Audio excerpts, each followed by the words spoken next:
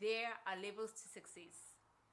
I was just reminded about this on Friday when I attended a table of 20, and this table of 20 consisted of powerhouses of women who have a net worth of at least 5 million rand.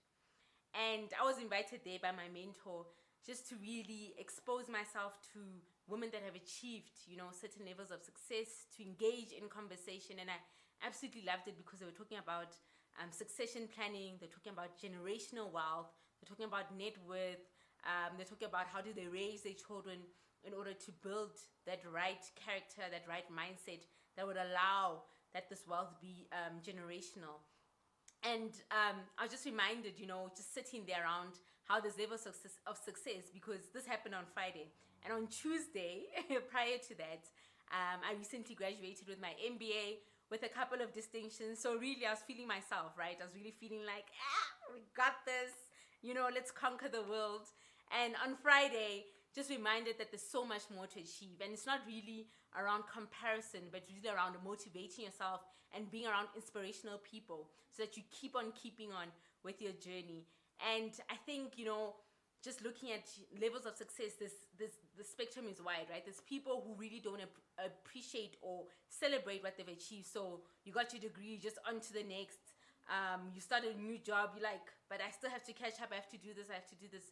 Just take a moment to breathe, understand, look back at what you've achieved, and continue, use your past as inspiration of how far you can go, because you've just broken certain boundaries. But also there's people at the other end of the spectrum that come around with their ego and say, I've achieved the following, I've done this, I've done that. And those are people that intentionally surround themselves with people who have less.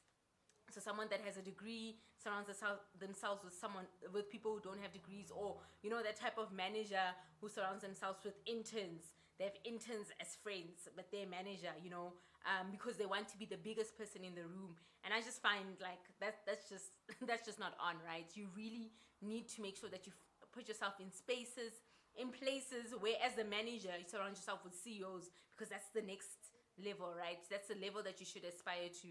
And also around myself, right? Yes, I have this MBA.